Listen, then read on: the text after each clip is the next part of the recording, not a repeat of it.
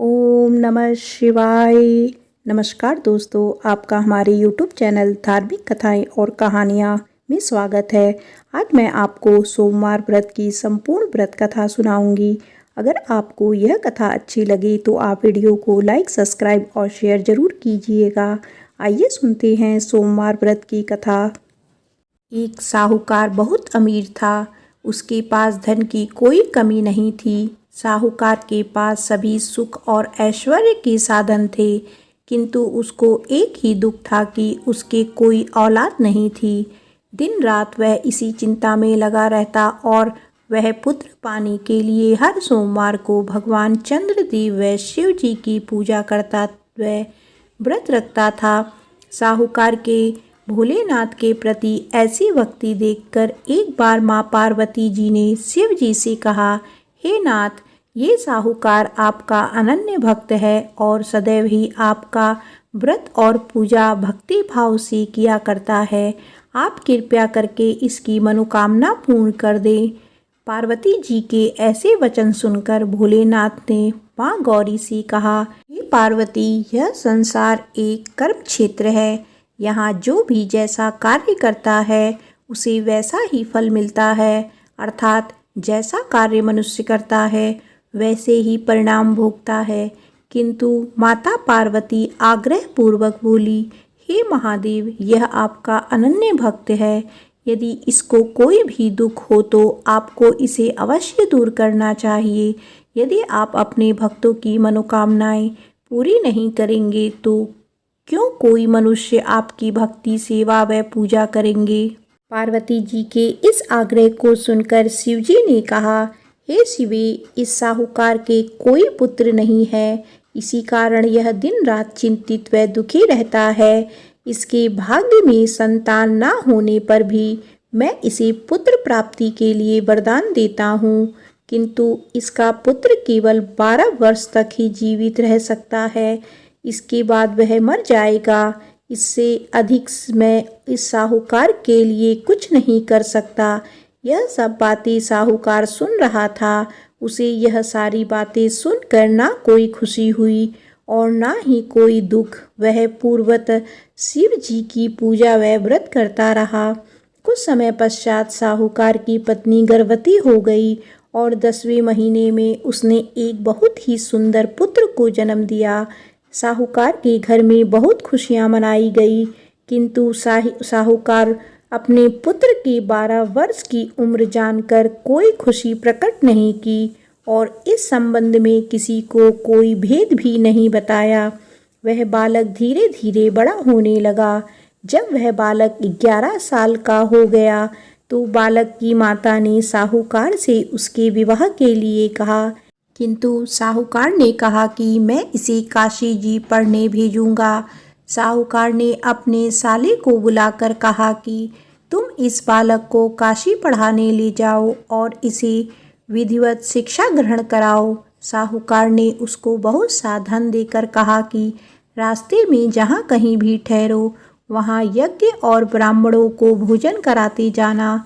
इस प्रकार वह दोनों मामा भांजे रास्ते में यज्ञ करते, दान देते और ब्राह्मणों को भोजन कराते जा रहे थे। रास्ते में एक शहर पड़ा। उस शहर में राजा की कन्या का विवाह था। एक अन्य राजा का लड़का बारात लेकर आया था, लेकिन वह एक आंख से काना था। लड़के के पिता को इस बात की चिंता थी कि वर को देखकर कन्या के माता पिता विवाह में किसी प्रकार की अड़चन न डाले। इसी कारण जब उन्होंने साहूकार के अति सुंदर बेटे को देखा तो उसके मन में विचार आया कि क्यों ना इस लड़के से विवाह का कार्य पूर्ण करा लिया जाए। यह विचार कर उसने लड़के और उसके मामा से कहा कि यदि आप फेरी व कन्यादान का कार्य पूर्ण करा देंगे तो आपकी बड़ी कृपा होगी और हम आपको बहुत सारा धन देंगे। साहूकार के लड़के और उसके मामा ने इस बात को स्वीकार कर लिया। विवाह का काम भली प्रकार से पूरा हो गया। जब वह लड़का जाने लगा तो उसने चुपके से राजकुमारी की चुनरी पर लिख दिया कि तेरा विवाह मेरे साथ हुआ है, लेकिन जिसके साथ तुझे भेजा जाएगा वह एक काना है। मैं काशी जी को जा रहा हूँ। राजकुमारी ने जब इस प्रकार लिखा पाया तो उसने कान्हे राजकुमार के साथ जाने से इनकार कर दिया और कहा, यह मेरा पति नहीं है। मेरा विवाह जिसके साथ हुआ है वह काशी जी गया है। राजकुमारी के पिता ने यह सब बात जब सुना तो उसने अपनी कन्या को विदा करने से इनकार कर दिया। बारात वापस चली गई। उधर साहूकार का लड़का और उसका मामा काशी जी पहुँचे, जहाँ लड़के ने पढ़ना शुरू किया तथा अपना अतिरिक्त समय मामा भांजे यज्ञ आदि दान में व्यतीत करने लगे। इस प्रकार कई महीने बीत गए। जब लड़का 12 साल का हुआ तो उस दिन लड़के के मामा ने यज्ञ का आयोजन कर रखा था। अचानक ही लड़के की तबीयत खराब हो गई। लड़के के मामा ने कहा कि अंदर जाकर सो जाओ। लड़का अंदर जाकर सो गया। थोड़ी देर पश्चात लड़का मर गया। जब लड़के के मामा ने देखा कि वह मर गया है तो वह बहुत दुखी हुआ। उसने सोचा कि पहले यज्ञ पूरा कर लूं तब कुछ सोचूंगा। लड़के के मामा ने यज्ञ पूरा किया और फिर रोना आरंभ कर दिया। वह बहुत जोर जोर से रो रहा था। संयोगवश शिवजी और पार्वती जी उधर से जा रहे थे। पार्वती जी ने भगवान भोलेनाथ से कहा, हे नाथ, कोई दुखी व्यक्ति रो रहा है, उसके कष्टों को दूर करो। तब शिवजी और पार्वती जी वहां पहुँचे। उन्होंने वहां देखा कि वहां एक लड़का मरा हुआ पड़ा है। तब पार्वती जी ने देखते ही लड़के को पहचान लिया। पार्वती जी ने लड़के के मरने का कारण पूछा तो भोलेनाथ ने बताया, हे गौरी, इस लड़के की आयु इतनी ही थी, ये अपनी आयु पूरी कर चुका है। पार्वती जी ने विनम्रता पूर्वक कहा, महाराज, कृपया करके आप इस लड़के को जीवित कर दीजिए, नहीं तो इसके माता पिता इसके वियोग में तड़प तड़प कर अपनी जान दे देंगे। माता पार्वती की बात सुनकर शिवजी ने लड़के को पुनः जीवित कर दिया। शिवजी की कृपा से लड़का जीवित हो गया। शिव शंकर व पार्वती जी धाम चले गए। शिक्षा पूरी होने पर लड़का और उसका मामा पहले की तरह यज्ञ करते, ब्राह्मणों को भोजन तथा दक्षिणा देते हुए अपने घर की ओर चल दिए। रास्ते में दोनों उसी शहर में आए जहाँ पर उस लड़के की शादी हुई थी। वहाँ पहुंचकर दोनों ने यज्ञ करना शुरू कर दिया।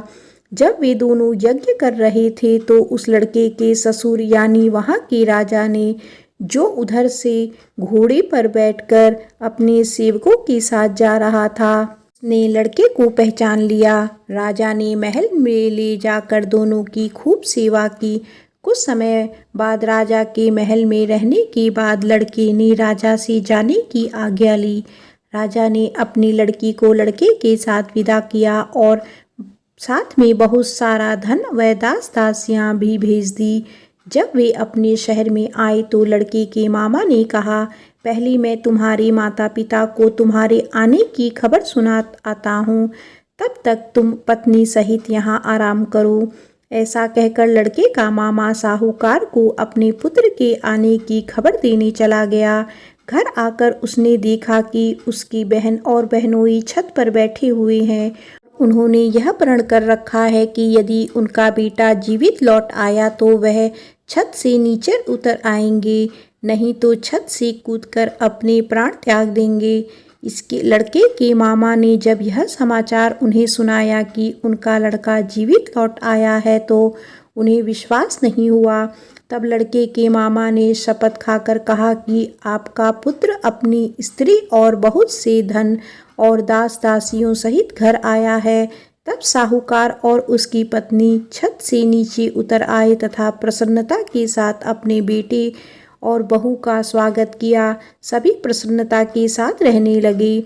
इस प्रकार भक्ति भाव से जो भी प्राणी सोमवार के व्रत का पालन करता है तथा प्रेम पूर्वक इस कथा को सुनता या पढ़ता है तो उसके सभी कष्ट दूर होते हैं, सभी मनोकामनाएं पूर्ण होती हैं और इस लोक में सभी सुख सुविधाओं को भोगकर अंत में उसे शिवलोक की प्राप्ति होती है। इस प्रकार सोमवार के व्रत को 16 सोमवार तक करें, फिर उद्यापन करें। इस व्रत के प्रभाव से मानव को सभी प्रकार के सुखों की प्राप्ति होती है। बोलो उमापति शंकर भगवान की जय, माता पार्वती की जय।